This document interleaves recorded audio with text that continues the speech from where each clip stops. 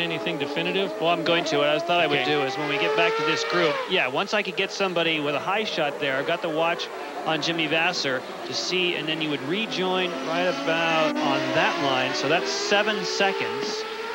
Next time we get a high shot of someone leaving the pits, we can time that. But it appears as though they're picking up much more time on that little shortcut than we first thought. Well, everybody knew there would be some pickup in that area. You just have to look at the pavement to know that.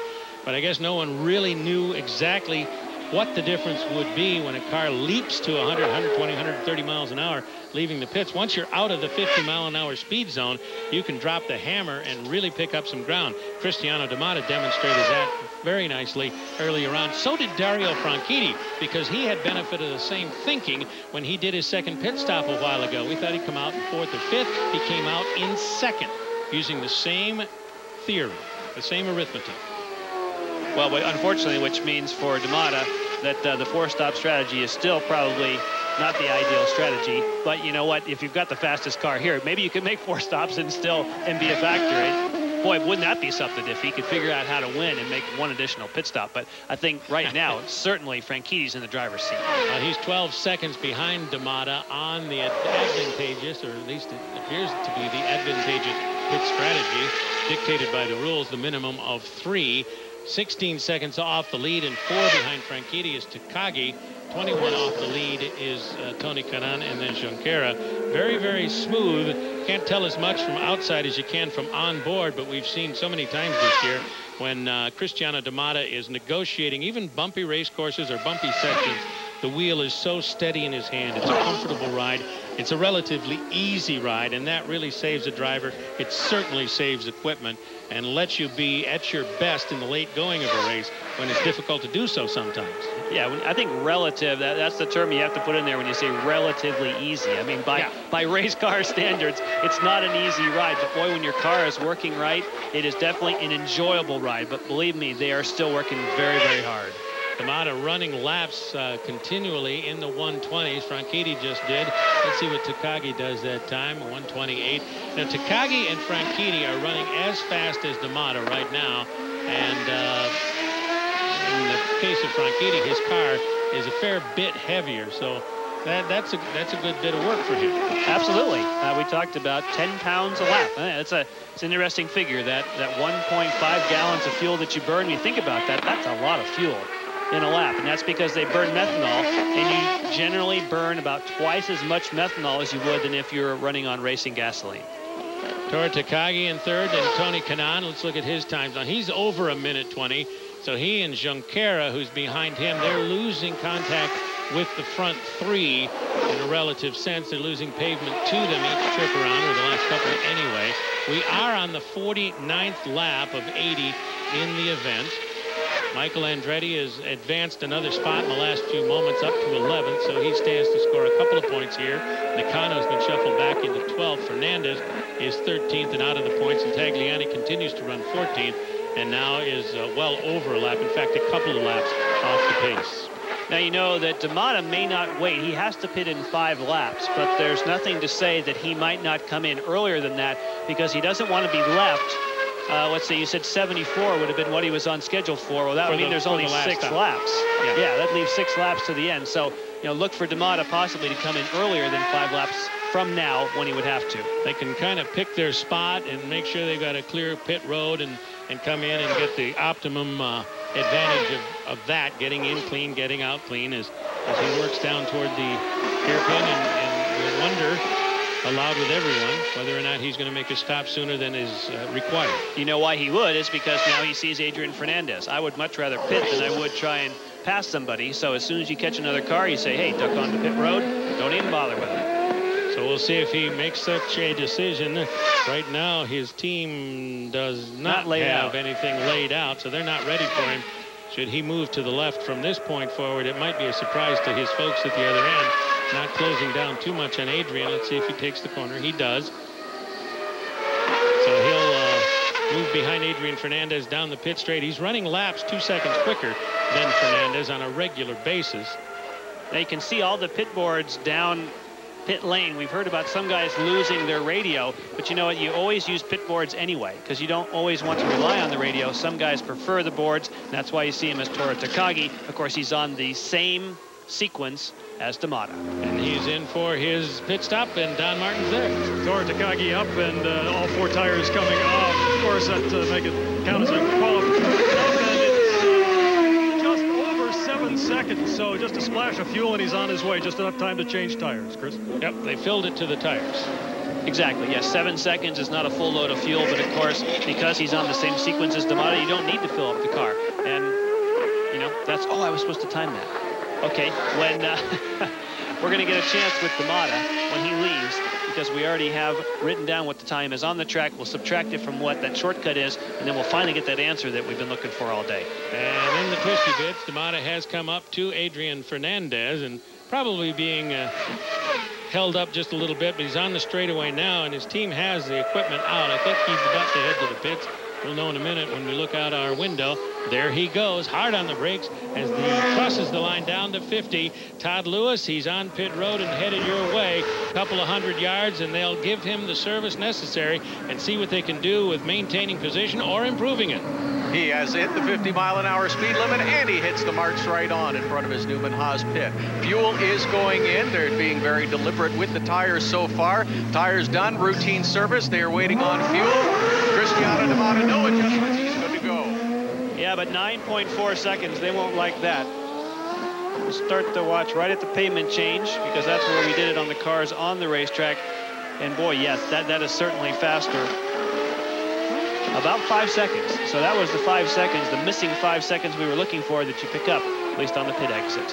And back into the pits with a speed violation and a drive-through that he has to pay is Tora Takagi. He went 52 on the way out a moment ago on his pit stop.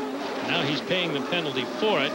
He'll probably drop the hammer here at this line in anger as he leaves. A good top 5 finish and possibly underway for Takagi here, and that may have gone awry with that little bit of a mistake with the throttle on the way out for Tora Takagi. 52 miles an hour, we're told, in the 50-mile speed limit. Meantime, Franchitti at the point, 12 laps away from his next scheduled pit stop, is in first place. D'Amata listed second, then Tony Kanaan, who's 3 laps away from the pit stop, then Junqueira and Paul Tracy in 5th. When you think about the speed limit, you say, how can that happen? It's supposed to be electronic. Well, the idea is that you program them. The ideal number you'd want your car is 50.5, because you only get a penalty if the radar gun trips over to 51. But unfortunately, if it hits 52, that wasn't software. Something went amiss there, and the pit speed limiter, that's a fairly, it sounds like only a mile an hour, but you know what, in the electronic world, that's a big error. Tony Kanaan is now listed in second, and he has done 52 laps and has to stop in a couple of laps. He stayed out and got off the same sequence that he was on with Cristiano D'Amata. D'Amata in third place, then Junqueira, Tracy, and Vassar, the top 6. Takagi back to the 7th spot, and we'll wait for it all to play out in the Tagliani car, who was just in front of Dario Franchitti a moment ago, has moved aside, and now he's on the course again and continuing on. Alex Tagliani's had a difficult day, but he's still running, and that can't be said for his teammate Patrick Carpentier. He's having a very tough day, though. There was an observer report saying he got off the course and back on again and again. So not only does he have gearbox problems, he may also have braking related problems, but at least he is soldiering on. And my, oh my, what a tough day for the players team. Tony Kanaan slid through at the hairpin there, and Kanaan may be coming to the pits this time through. It looks as though his team has everything laid out. In fact, he stays driver's left as he approaches, and here he comes. There's the line, and Don Martin, he's just about to. You can see him now. Sliding in, Chris. We'll put the watch on it unofficially. Tires come off, fuel going in. He's approaching 7 seconds now, and they're taking on just a few seconds of additional fuel in Tony's tank. Yeah, 8.2 seconds is better than D'Amata, but you know what? When you're not filling it up, in practice, these guys can do it in about 6.3, 6.6 seconds, but it's tougher when you're having to do it for real. Kanaan coming off a nice finish at Road America last week, one of the bright spots in a somewhat dismal season. Someone connected with the team not so many events ago say he has every right to be bitter about this year, but he has not been. We're in Montreal. We'll be back.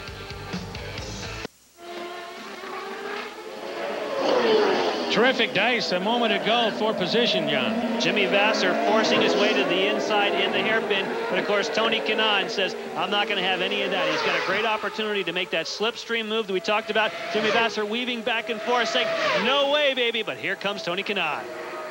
Kanaan making the move through the slipstream and then down inside. Same thing Paul Tracy did to Vasser in that exact piece of pavement a little while ago. Now Vasser shortcuts the corner, but he was in the process of being passed and got no advantage out of it. There will be no penalty for that. He just didn't make the corner and went on through. Well, Jimmy Vasser tried to get Tony Kanaan to break later than he wanted to into that chicane. It didn't work, and that was a nice aggressive exchange. Nice to see some of that. At the point, it is Franchitti, 15 seconds ahead of D'Amata, the black car there in the middle of the hairpin. Just behind D'Amata, Bruno Junqueira. So that is a battle for second place between those two boyhood friends from Brazil. And Cristiano D'Amata and Bruno Junqueira are both losing ground to Dario Franchitti, who within 7 laps must come to the pit. So must Junqueira. At 7 and change, a little more than 7 laps from now, he will be expected into the pits again. And this exchange of pit stops with enormous pressure on the Franchitti crew this time, and then a few laps after that, enormous pressure will flip back to D'Amata's crew as they have a major voice in who's going to win this race, and so do the other crews of Junqueira, Tracy, and Kanaan. All those people are actively involved as well. Yeah, and they have a little different technique that they use. The Newman-Haas team stays with a little more of a traditional pit stop to where each of the tire changers handle their own tires, whereas some of the Team Cool Green members, Paul Tracy notably, and occasionally we also see it from Franchitti, they have the air jack man go over and help the right rear tire changer. It's something new we've seen in the series. It does save you a little bit of time. Tony Kanaan in 5th position, now drawing away slowly but surely, it seems, from Jimmy Vasser, who has now been pushed back to the 6th spot. Kanaan would like to pull in Paul Tracy, but that's going to be perhaps a tall order. Kanaan's car is working pretty well. That last pit stop, he got no adjustments, just the necessary service as we ride with Paul Tracy. Quite obviously, for those of you at home, we have gotten the cameras back on board these cars, and we ride with Paul Tracy down toward the hairpin. And let's go down to Todd Lewis, has a report on something amiss with Christian Fittipaldi. Running 10th, yes, Chris, but battling that car, specifically the gearbox. He's reporting in he's having trouble finding the gears and selecting them. This, of course, started at the top of the show during the parade laps when he was having difficulty with the display as to which gear he was in. He's staying out as long as he can find gears, but he is battling to find the right one at the moment. We're on board with him right now. I'm not sure if we can listen to this, Jan, but we'll try. Here's the hairpin.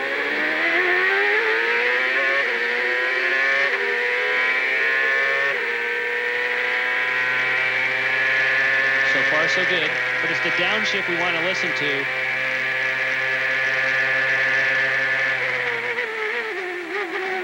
Oh, yeah, there was one gear in there when he went down. Didn't sound quite right. So it's not that he can't select the gears. It sounds like there is, I'm guessing, 4th, maybe 3rd, because he approached there in 7th gear. There's one that doesn't feel good to Christian Fittipaldi. He runs in 10th. He's turning laps at 122, the high 122s, as opposed to 120 at the front. Now we can see on Paul Tracy's visor cam, right in the very center, when he gets the wheel straight again, you'll see the gear indicator.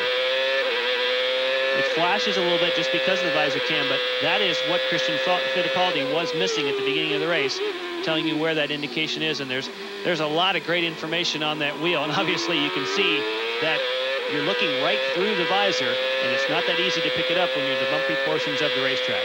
This is the fastest portion of the racetrack, back toward the pits. 3 bridges you go under. I'm not sure that's part of their reference scheme, but the numbers on the left are. There goes the 100, there goes the 50, and you're in the corner. Boom, boom, boom. And that's meters to the corner. His teammate Dario Franchitti was telling me that when you slam on the brakes at 100 meters before these corners, so just the forces, like we explained in the open, are just severe. He just finished a 1-minute 20.8 second lap in 4th place, Paul Tracy. We're in Montreal. We're in the waning laps now. We'll be back. In Montreal, we ride with Paul Tracy, the 4th place runner here as he goes through the chicane and onto the front straightaway, turning some very representative laps the last few moments, but 36 seconds off the lead of Dario Franchitti into turn number 1, the casino complex, if you will, and up the hill.